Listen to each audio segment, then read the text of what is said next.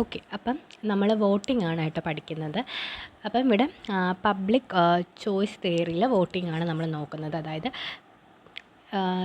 Public policies government decide ചെയ്യപ്പെടുന്ന രീതിയാണ് നമ്മൾ പഠിക്കുന്നത്. അതിൽ നമ്മൾ വോട്ടിംഗ് ആണ് നോക്കുന്നത്. അതായത് നമുക്കറിയാം വോളണ്ടറിലി എല്ലാവരുടെയും ഇൻഡിവിജ്വൽസിൻ്റെ എല്ലാവരുടെയും ഡിസിഷൻ എന്ന് പറയുന്നത് ഡിഫറെൻ്റ് ആയിരിക്കും. അപ്പം നമ്മുടെ ക്ലാസ്സിൽ തന്നെ നമ്മളിപ്പോൾ ഫെയർവെല്ലിൻ്റെ ഡേറ്റ് തീരുമാനിക്കുമ്പോൾ ഓരോവർക്കും പറ്റുന്ന, അതായത് ഓരോരുത്തരും അവൈലബിൾ ആയിട്ടുള്ള അവർക്ക് പറ്റുന്ന ഡേറ്റ്സ് ഡിഫറെൻ്റ് ആയിരിക്കും. ഇപ്പം നമ്മൾ ഡിസൈഡ് ചെയ്യുന്ന ഒരു ദിവസം എല്ലാവർക്കും എഗ്രി ചെയ്യണമെന്നില്ലല്ലോ.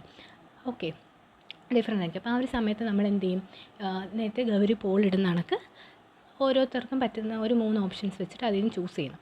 ആ ഒരു രീതി തന്നെയാണ് നമ്മൾ വോട്ടിംഗ് എന്ന് പറയുന്നത്. ഓക്കെ, അപ്പോൾ ഇതിവിടെ നമ്മൾ ഗവൺമെൻറ് പബ്ലിക് പോളിസീസൊക്കെ ഡിസൈഡ് ചെയ്യുന്നത് വോട്ടിങ്ങിൻ്റെ ബേസിലാണ്. അത് നമുക്കറിയാം, നമ്മൾ ബഡ്ജറ്റിങ്ങിലും ഒക്കെ പറയുന്ന കാര്യങ്ങളൊക്കെയാണ്. അപ്പോൾ ബഡ്ജറ്ററി പ്രോസസ്സിങ് നിങ്ങൾക്കറിയാം, അതൊക്കെ നമ്മൾ പഠിച്ചത്. അപ്പോൾ അതിനകത്ത് വോട്ടിംഗ് ചെയ്യുന്നുണ്ടല്ലോ. അങ്ങനെയുള്ള രീതിയിൽ ഒരു പബ്ലിക് പോളിസി വരുമ്പോൾ വോട്ടിങ്ങിലൂടെയാണ് അവർ കാര്യങ്ങൾ ഡിസൈഡ് ചെയ്യപ്പെടുന്നത്. ഓക്കെ, ഇപ്പോൾ നമുക്കറിയാം ടാക്സ് റേറ്റ് ആയാലും ഗവൺമെൻറ് പോളിസീസ് ആയാലും എല്ലാം നമ്മൾ വോട്ടിങ്ങിലൂടെയാണ് ചൂസ് ചെയ്യപ്പെടുന്നത്. അപ്പം ഇവിടെ നമ്മൾ വോട്ടിംഗ് എന്ന് പറയുന്നതിനെ പറ്റിയിട്ടാണ് നമ്മൾ പഠിക്കുന്നത്. ഇവിടെ നമുക്ക് 2 മെത്തേഡ്സ് ഓഫ് വോട്ടിംഗ് എന്ന് പറയാം, അല്ലെങ്കിൽ ടൈപ്സ്, അല്ലെങ്കിൽ 2 രീതികൾ വോട്ടിങ്ങിൽ. അതിലൊന്നാണ് മെജോറിറ്റി വോട്ടിങ്ങും അതുപോലെ തന്നെ മീഡിയൻ വോട്ടേഴ്സ് തിയറിയുമാണ് വരുന്നത്. ഇത് ഇത്രയാണ് അതിൻ്റെ ഇൻട്രൊഡക്ഷൻ പാർട്ടെന്ന് പറയുന്നത്. ഓക്കെ, അതിൽ ഏറ്റവും കൂടുതൽ വൈഡ്ലി യൂസ് ചെയ്തിട്ടുള്ള ഒന്നാണ് നമ്മുടെ മെജോറിറ്റി വോട്ടിംഗ് എന്ന് പറയുന്നത്.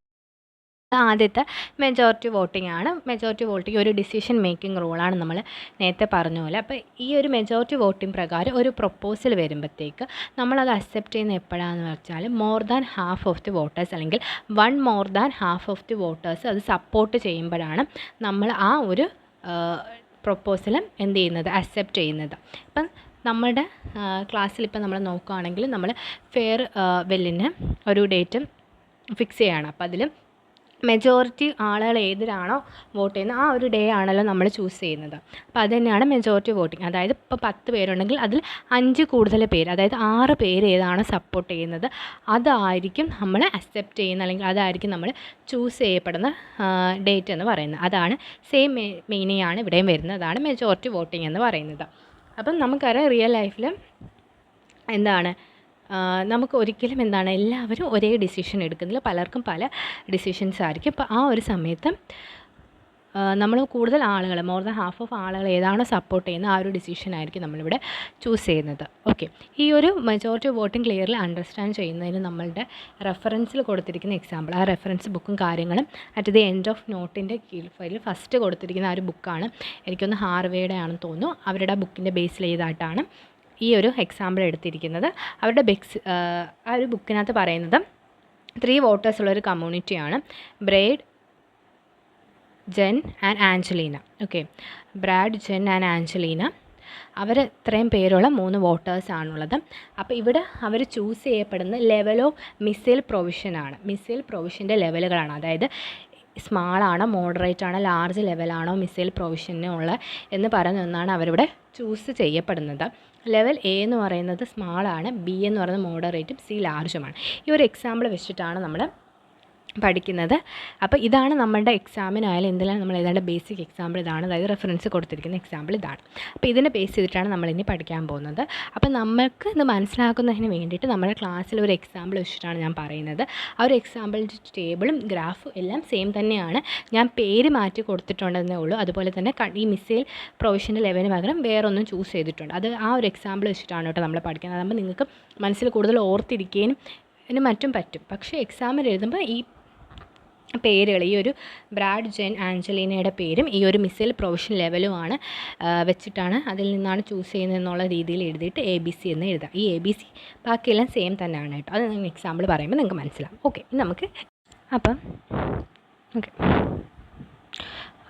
അപ്പം നമ്മളിവിടെ എങ്ങനെയാണ് സ്റ്റാർട്ട് ചെയ്യുന്നത് വെച്ചാൽ നമ്മുടെ ക്ലാസ്സിലൊരു എക്സാമ്പിൾ വെച്ചിട്ടാണ് നമ്മൾ പറയാൻ പോകുന്നത്. ഇപ്പം നമ്മുടെ ക്ലാസ്സിൽ ഫെയർവെല്ലാണ്. അപ്പം ഫെയർവെല്ലിനോടനുബന്ധിച്ച് നമ്മൾ ഏത് ഫുഡ് ഐറ്റം ഫെയർവെല്ലിന് വേണമെന്ന് പറഞ്ഞിട്ട് നമ്മൾ ക്ലാസ്സിൽ പ്ലാൻ ചെയ്യുകയാണ് ചെയ്യുന്നത്.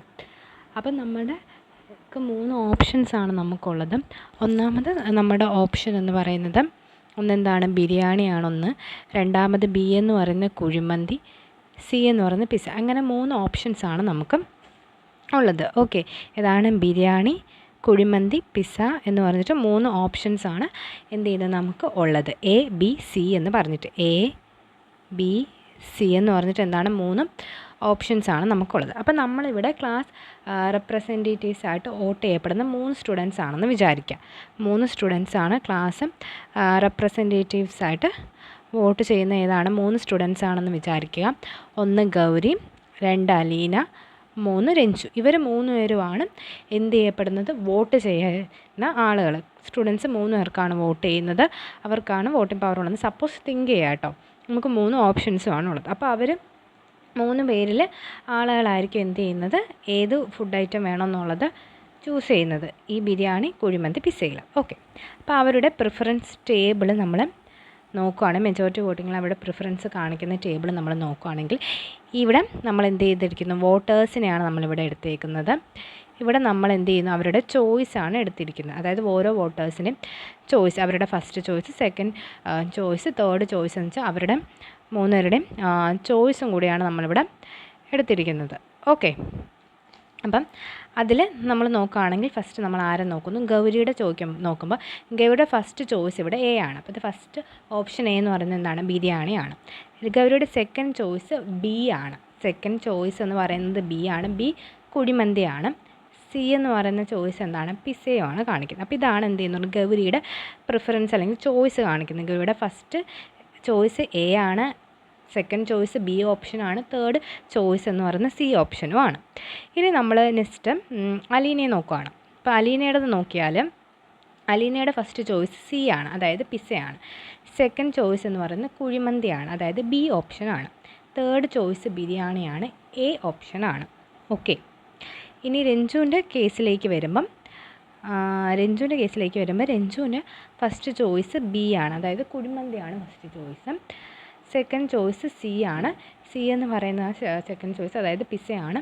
തേർഡ് ചോയ്സ് എന്ന് പറയുന്നത് എ ബിരിയാണിയാണ്. അപ്പോൾ ഇതാണ് ഇവരുടെ പ്രിഫറൻസ് ടേബിൾ. ഈ ഒരു ടേബിൾ നമ്മുടെ എക്സാമ്പിളിൽ നിന്ന് സെയിം തന്നെയാണ്, നോട്ടിനകത്തുള്ളത് തന്നെയാണ്, സെയിം സംഭവം തന്നെയാണ്. വോട്ടേഴ്സിൻ്റെ പേരും മാത്രമേ ഇവിടെ മാറുന്നുള്ളൂ. പിന്നെ ടേബിൾ നിങ്ങൾക്ക് വേണമെങ്കിൽ ഹൊറിസോണ്ടൽ ആക്സസും വെർട്ടിക്കൽ ആക്സസ്, അത് വെർട്ടിക്കൽ ബേസ് ഹൊറിസോണ്ടൽ നിങ്ങളുടെ ഇഷ്ടത്തിനനുസരിച്ചിട്ട് എഴുതി. ഇത് നിങ്ങൾക്ക് കാണാനായിട്ട് എളുപ്പത്തിനാണ് ഈ ഒരു രീതിക്ക് ഞാൻ ഒരു റോ ആക്സസ് ചെയ്തത്. അപ്പോൾ നമുക്ക് ഫസ്റ്റ് സെക്കൻഡ് ചോയ്സ് തേർഡ് ചോയ്സും ഓരോരുത്തരുടെ മനസ്സിലാക്കാൻ എളുപ്പത്തിന് വേണ്ടിയിട്ടാണ് ഇങ്ങനെ. നിങ്ങൾക്ക് ഏത് രീതി, ഇപ്പം ഞാൻ ഇട്ടിരിക്കുന്ന ഈ ഒരു രീതിയിലാണെങ്കിലും അല്ലെങ്കിൽ നോട്ടുള്ള രീതിയിലാണ് ടേബിൾ ഏത് രീതിയിൽ എഴുതാം കറക്റ്റ് തന്നെയാണ്. ഓക്കെ, അപ്പോൾ ഇനി നമ്മൾ ഇപ്പോൾ ഓരോ വോട്ടേഴ്സിൻ്റെ പ്രിഫറൻസ് ചോയ്സ് നമുക്ക് മനസ്സിലായല്ലോ. അതാണ് ഈ ഒരു ടേബിൾ. ഈ ഒരു ടേബിൾ നമ്മൾ കാണാതെ പഠിച്ച് വെക്കുക കേട്ടോ.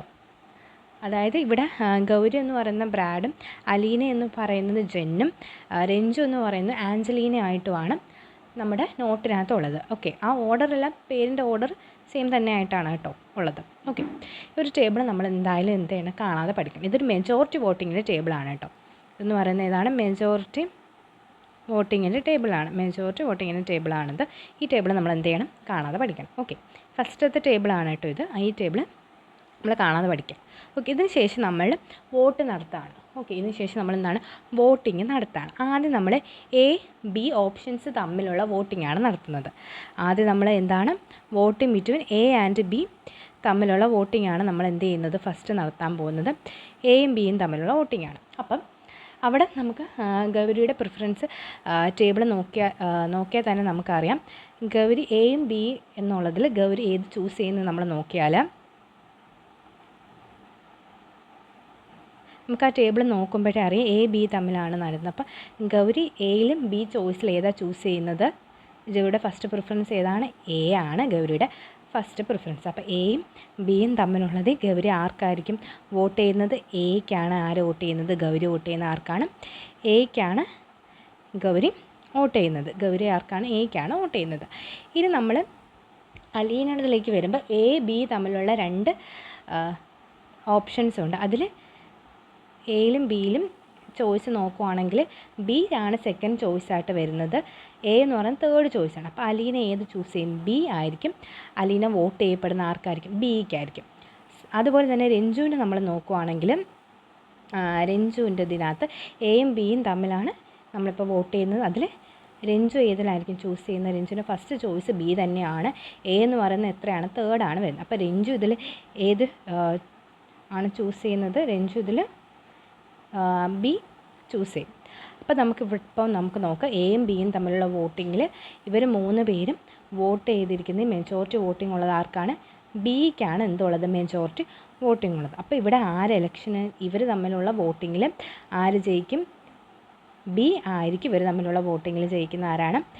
ബി ആണ് ഇവർ തമ്മിലുള്ള വോട്ടിങ് ജയിക്കുന്ന ആരാണ്? ബി വിൻ ചെയ്യും വിത്ത് 2 വോട്ട്. 2 വോട്ടോട് കൂടി ആര് വിൻ ചെയ്യുന്നു? ബി വിൻ ചെയ്യുന്നു. ഓക്കെ, ഇനി എയും ബിയും തമ്മിലുള്ളത് ബി വിൻ ചെയ്തു. ഇനി നമുക്കൊരു ഓപ്ഷനും കൂട്ടുണ്ട്. ഏതാണ്? C option. അപ്പോൾ ബിയും സിയും തമ്മിൽ ഇനി ഇലക്ഷനുള്ള വോട്ട് നടക്കുകയാണ്. ഓക്കെ, ബിയും സിയും തമ്മിൽ വോട്ടിംഗ് നടക്കുമ്പോൾ എങ്ങനെയാണ് നമ്മൾ നോക്കിയാൽ ടേബിളിലേക്ക് വീണ്ടും നമ്മൾ വരിക. ഓക്കെ,